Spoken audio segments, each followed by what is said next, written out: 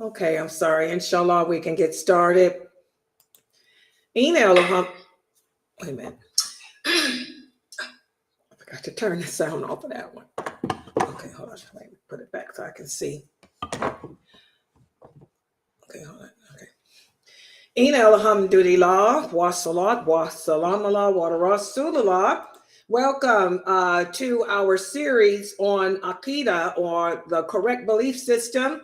And we have been studying the books from written by Sheikh Kareem Abu Zaid. And this series entitled Diluting Wala Wal Better, which speaks about the second component of the Shahada. It speaks about allegiance, how as Muslims, our allegiance should be to Allah, should be to the Prophet, sallallahu alaihi wasallam, to the religion and to each other.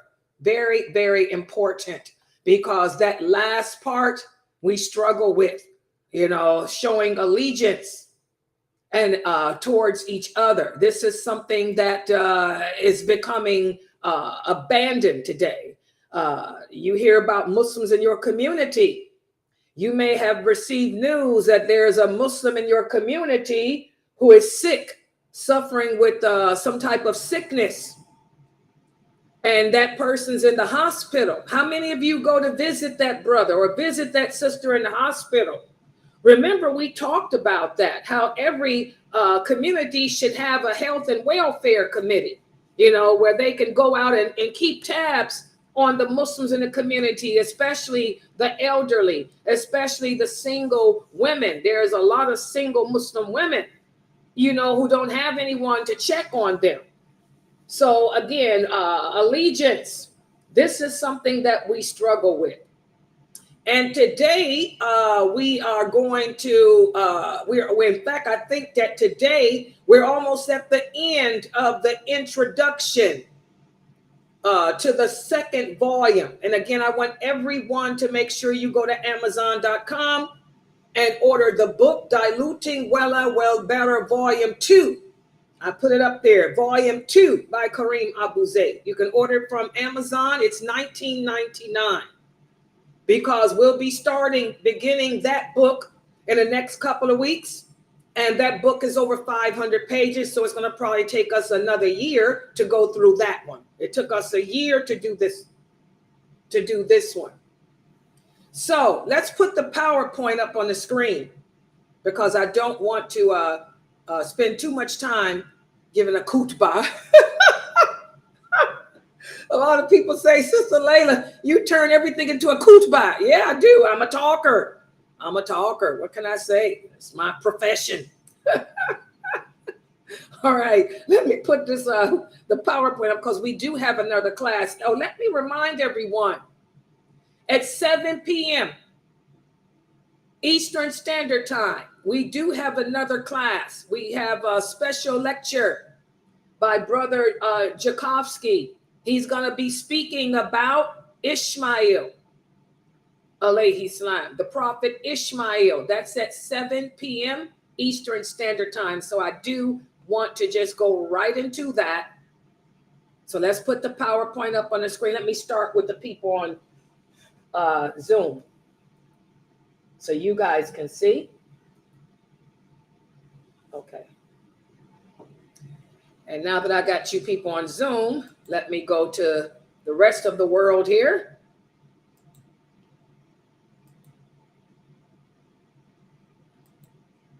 Inshallah. Oh, hold on for a second. Okay, hold on. Go back to this. Let me remove all this out the way too, so you guys can see. And by the way, please screenshot. I want you guys to, I'm going to go full screen on this like I've been doing. For all of you on YouTube, Facebook, and all the other social platforms, I'm going to go full screen. So I'm taking all this down. That's the name of the book, Diluting Wala Well Better, Volume 2 by Kareem Abu Zaid. Write it down. And hold on. You guys can take a screenshot. I want y'all to screenshot every PowerPoint page. So that way you can print it out. You can buy one of those little portable mini printers. I just bought one. It should be here tomorrow. Like and share still up there, Sister Lady. Yeah. What? Yeah. Okay. Well, yeah. Oh, okay. Is that going to be in the way? It probably will. Wait a minute. Let me see. I want that like and share, though, because I want people to like and share. Wait a minute. Hold on for a second. Let me see if this is going to still be up, because I need to leave that up there. The PowerPoint is going to be here in this square, I think. But anyway, I want y'all to take screenshots of the PowerPoint. So that way, at the end of the class, you can print it out and it'll be like a booklet. You will have all the PowerPoint with the hadiths and everything. You can study and keep it, you know, and all of that. It'll be great explanation for the book. You can attach it to the book, staple it together. Okay, let me check this out. Let's see if I do this, if that like and share is going to be in the way. Because I got to remind people to like and share.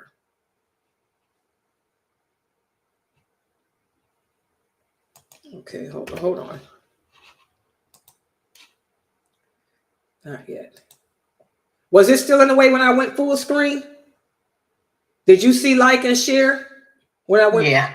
I mean, but was it on top of any of the writing? Oh, hold on. It's lagging on YouTube. It wasn't? Okay, I don't think it's going to be on top. Yeah, because I got to keep that stuff up. And I'm keeping Sunnah. It's up here with Sunnah. I think the PowerPoint is going to be in this square. All right, let me try this. Let me go back to this again.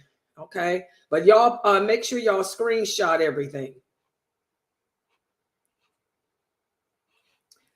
And let me try this again. Okay, I'm looking on my phone too, so I can see once I go. Once it shows? It should show now. Let me see. It should be okay. You guys can probably just print it out.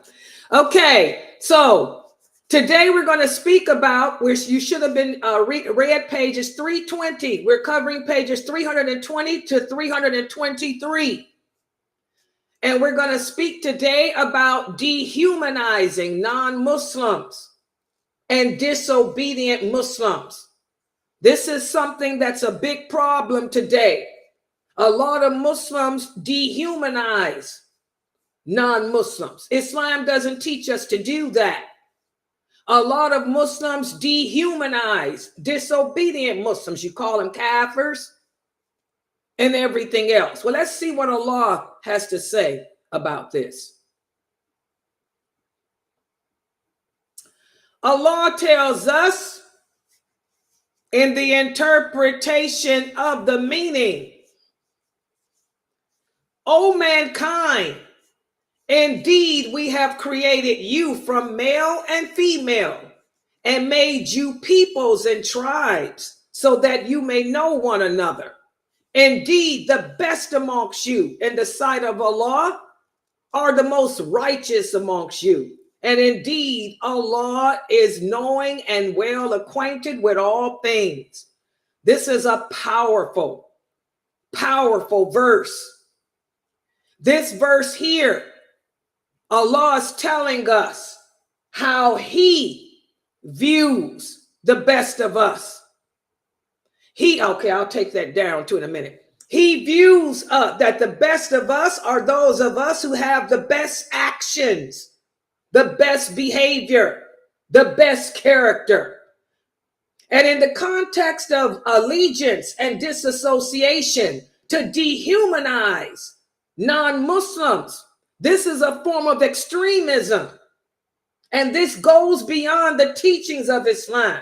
Remember, we're supposed to be moderate in our love and moderate in our hate. And we're supposed to hate for the sake of Allah. Hating for the sake of Allah is not personal. It's business. I dislike the non-Muslims because they don't believe in Allah.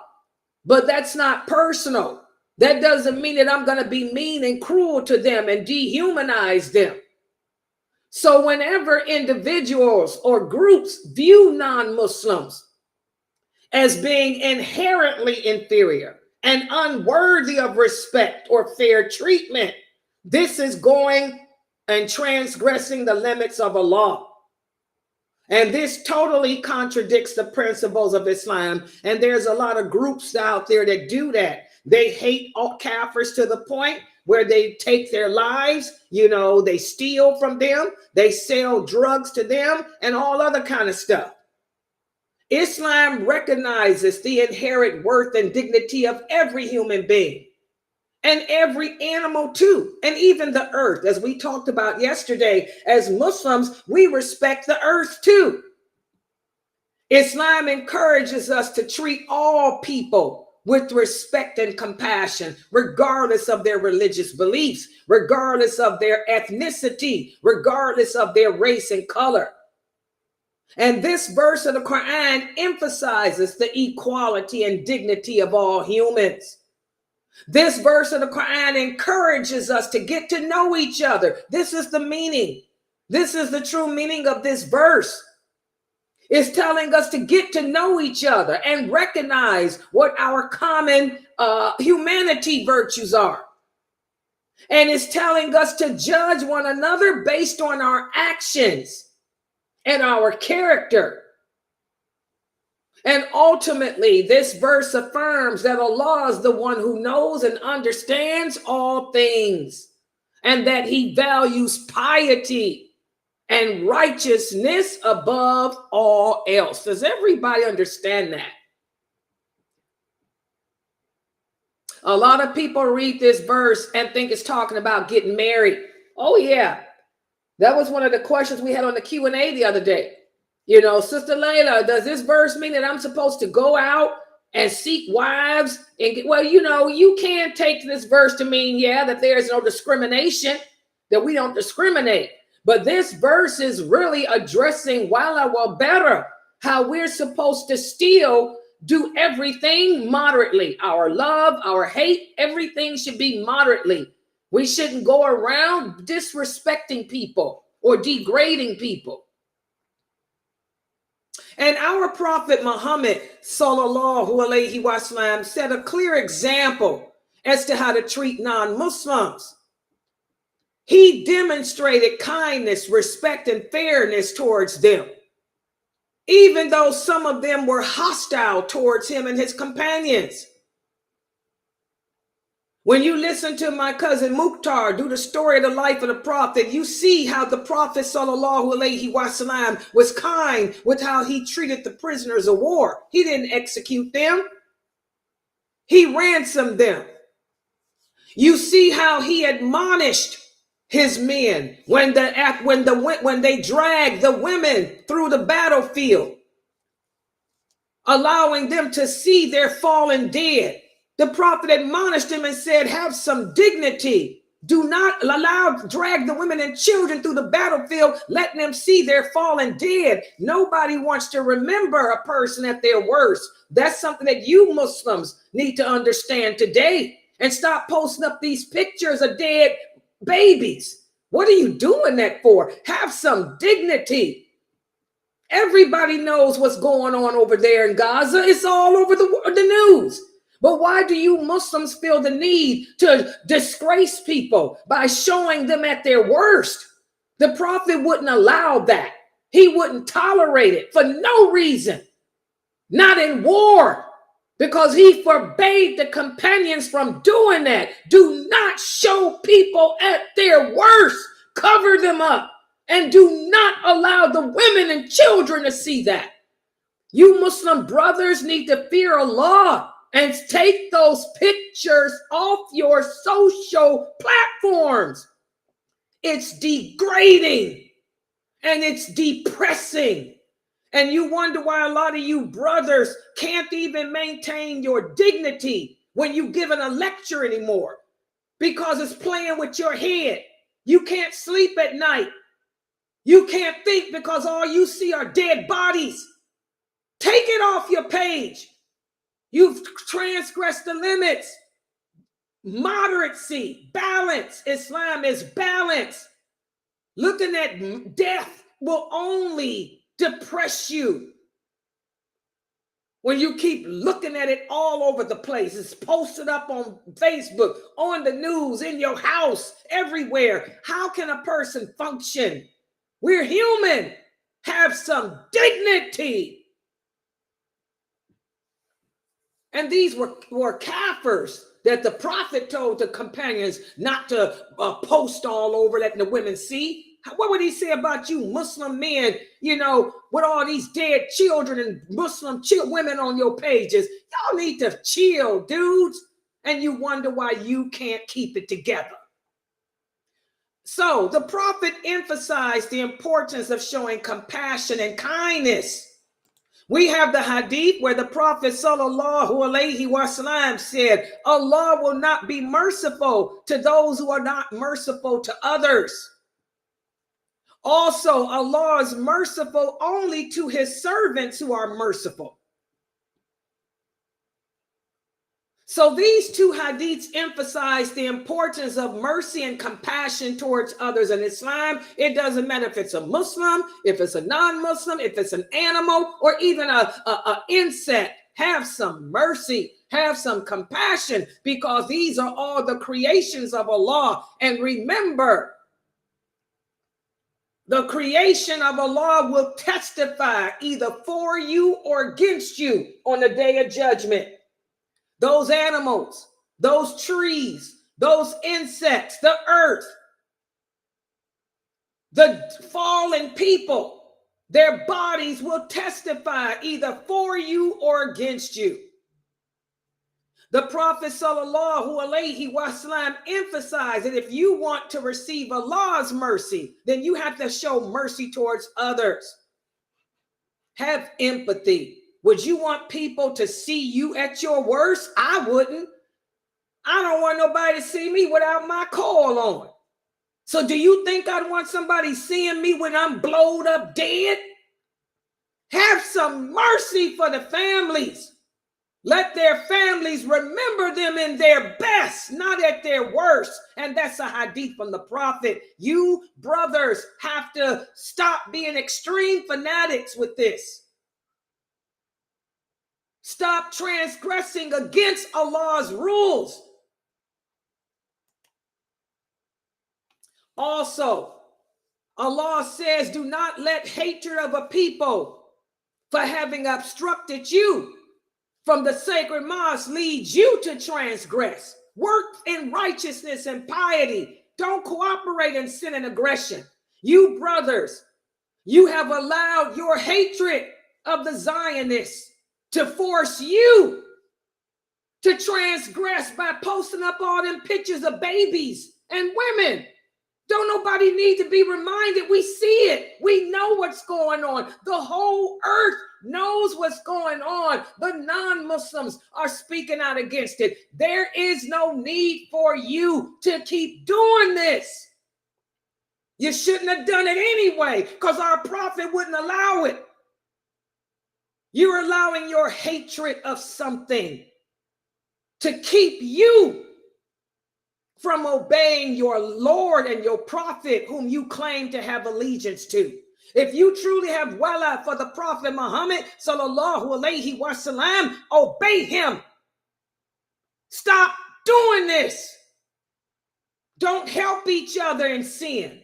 People say, Sister Layla, alhamdulillah, we can look at your Facebook page. We can look at your Twitter account. We can look at your YouTube, and we don't see dead bodies. We see nothing but reminders from Allah. That's what it's supposed to be.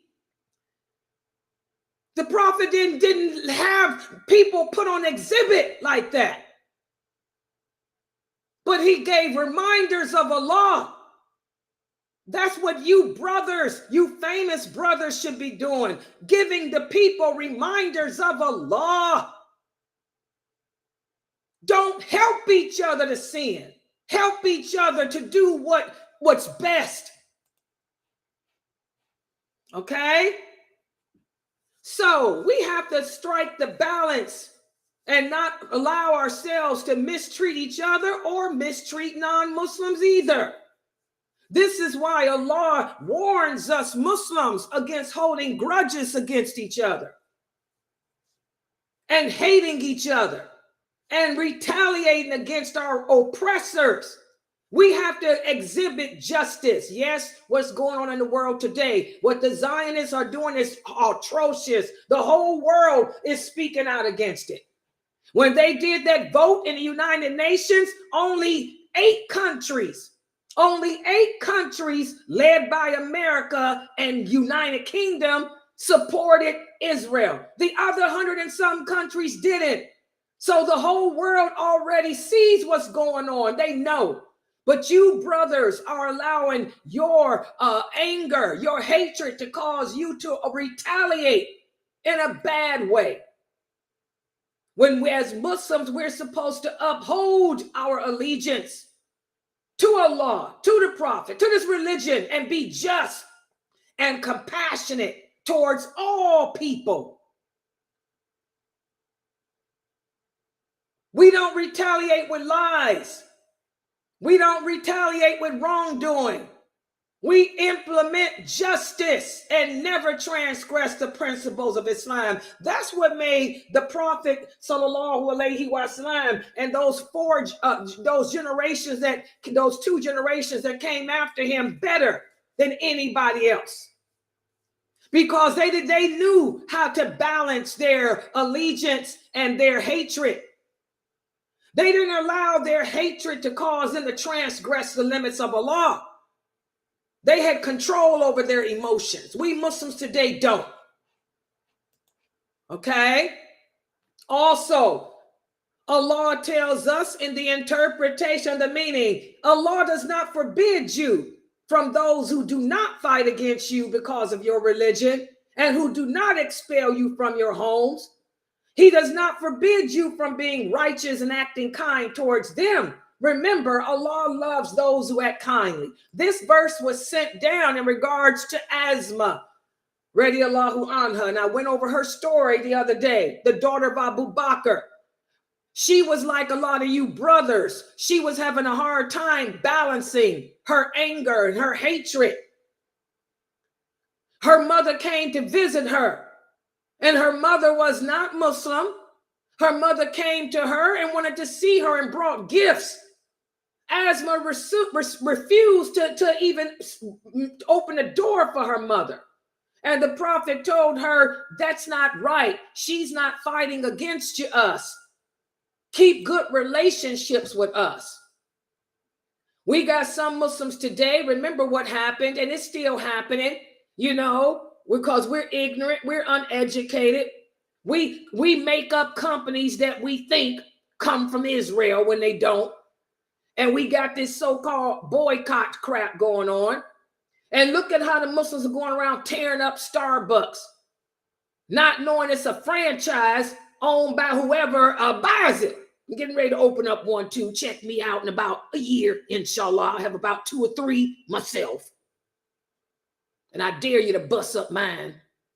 I'm going to have machine gun guards guarding mine. But anyway, you go around busting up people's stores and calling Muslims kafirs because they drink Starbucks and all that dumb stuff. Subhanallah, even if, and it's not even true, Starbucks put out a statement. They don't support Israel either. They said we stand with the Palestinians. Plus, we are a franchise, but our corporation don't support them. They busy trying to get a union. They trying to stop the union. They don't want their employees to have a union. They ain't got time for y'all political crap. Okay? But even if Starbucks did support Israel, even if they did, they're not fighting against you.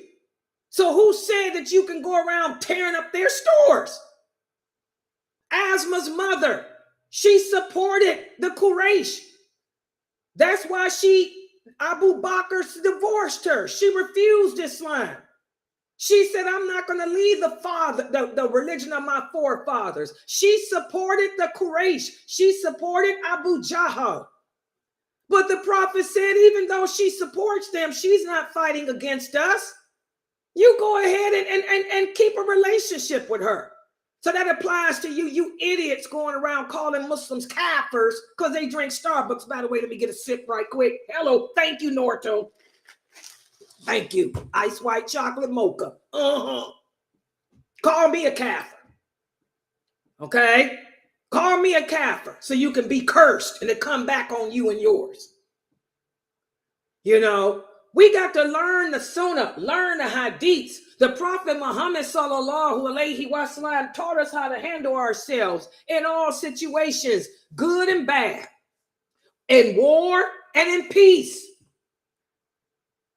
We maintain a good relationship with people who are not actively fighting against us, who are not actively oppressing us.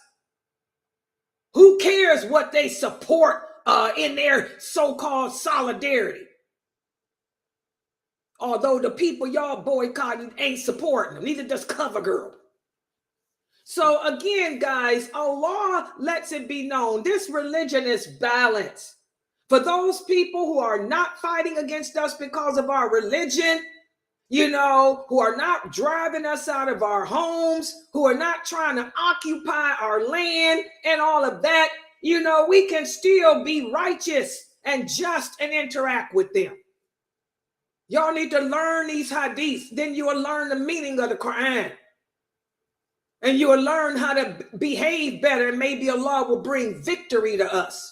As long as we're transgressing all the rules in warfare, that's why there's no victory. Okay? So now, here's a quiz. Let's see how well you guys understood my little khutbah for today. Question number 1. As Muslims, we should not participate in any fundraisers for non-Muslim people. Is that statement true or false? Say that your school is having a fundraiser to buy books or tennis shoes for the football team. As Muslims, we should not participate in any fundraisers for non-Muslim people. Is this statement true or false? Take the mic. Hurry up. We got another class. We can say this is false because they're not fighting against us. We're helping other people, like in charity. Exactly. There's nothing wrong with that.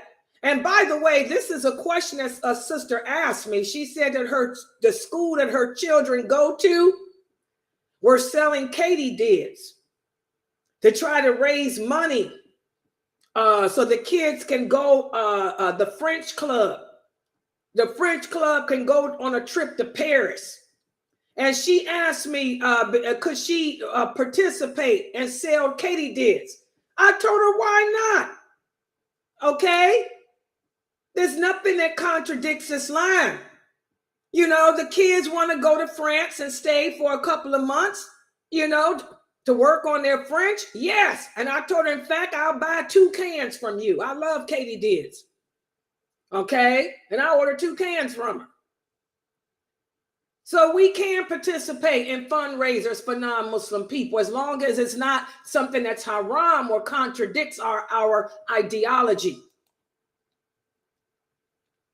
And France supports Israel. Does that mean it's haram to live in France? France supports Israel. Okay. Next question. Abdul is married to a woman who hates Islam and always speaks out against it, but she's a Christian. Should Abdul remain married to her? This is a question that we get every day. Yes or no, and explain your answer.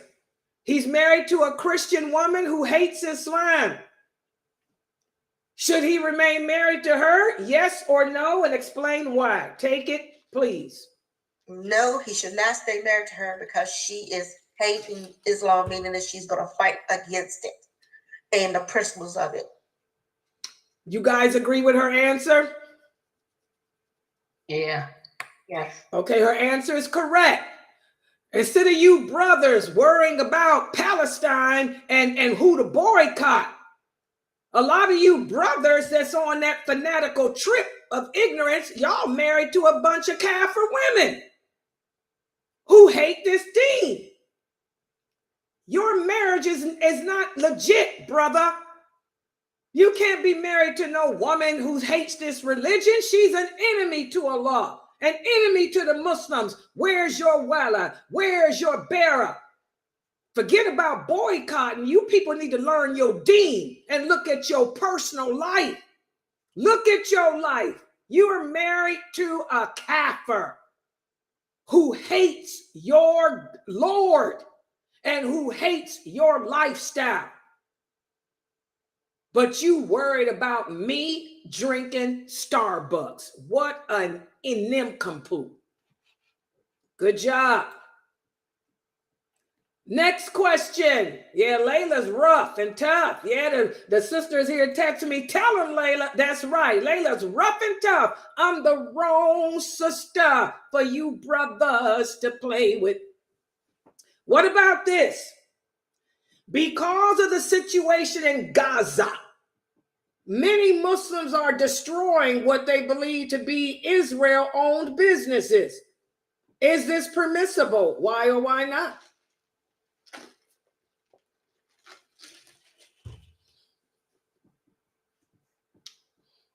No, it's not permissible. Why? Because they're destroying property of someone that's not even fighting against them.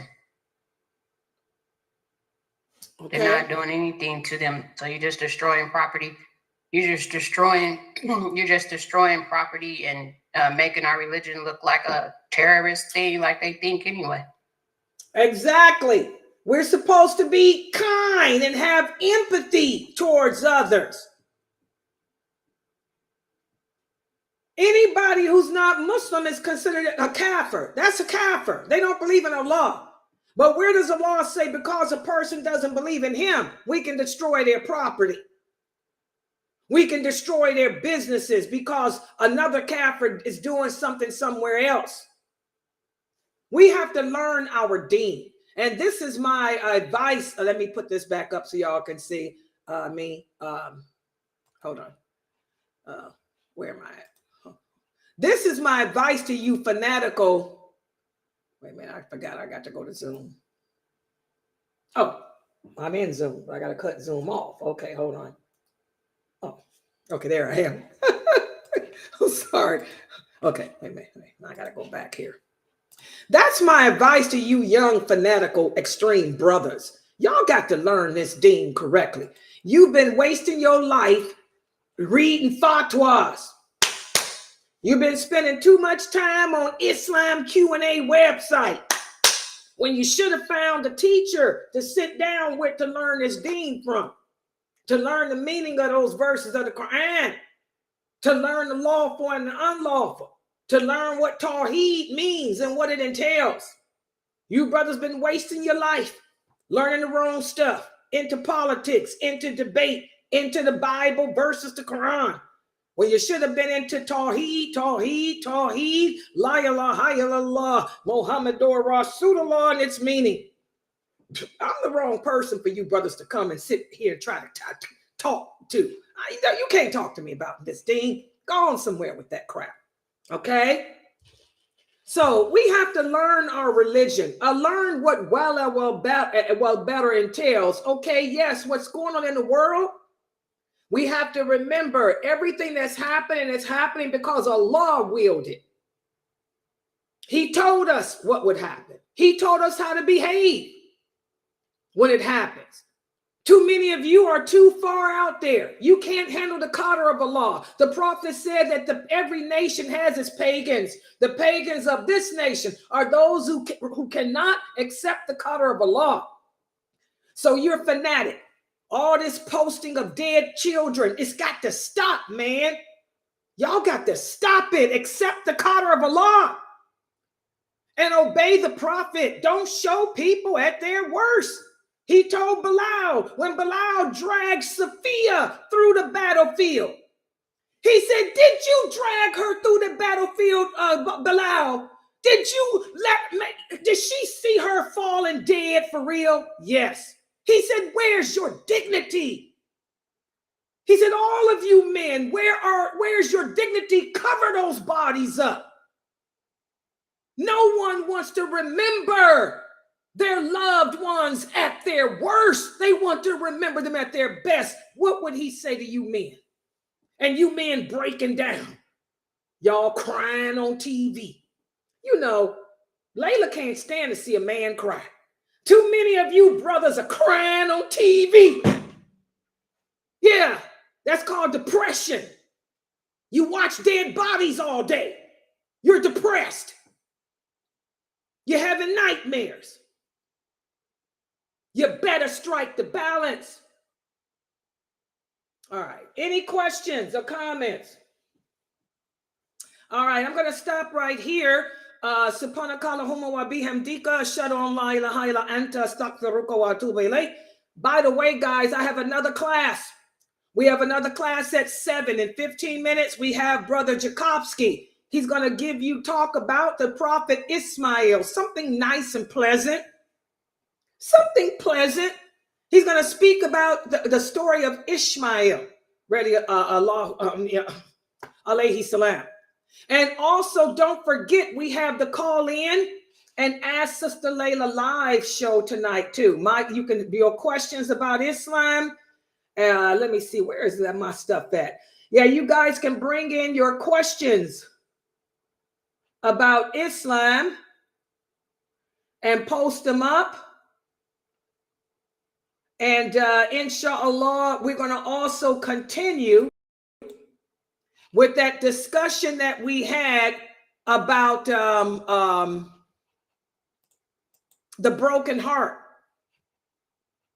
I'm going to talk to you guys tonight about how to mend, how to heal from the broken heart. Let's look at what we talked about last week, right?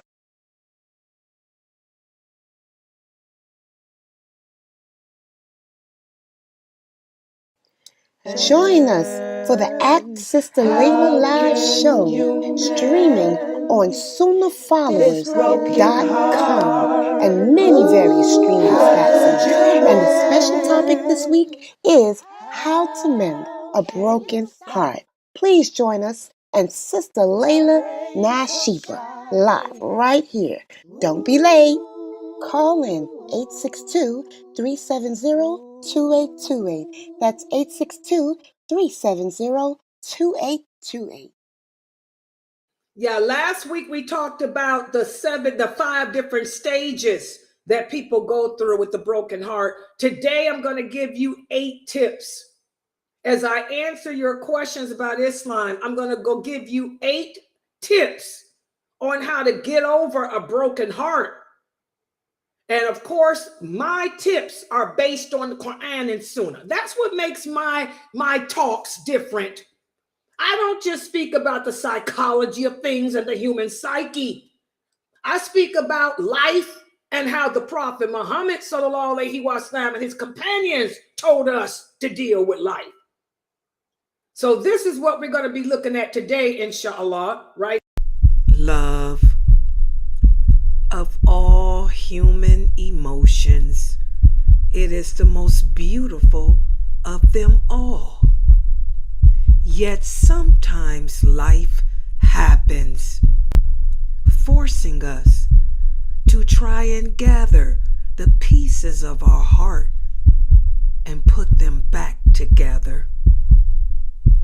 Join Sunnah followers, Ustada Lailanasheeba, as she discusses how to repair and mend the broken heart.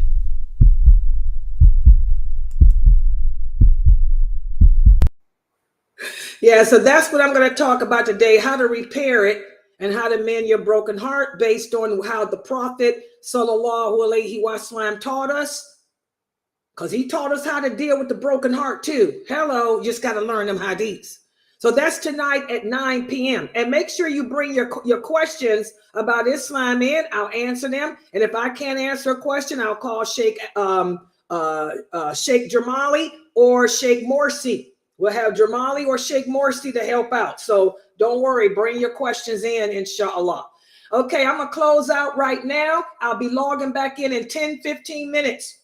Okay, for the lecture on Prophet Ishmael. Subhanakala Huma Wabi Hamdika, Ashadon La ilaha illa anta, Astaghfiruka wa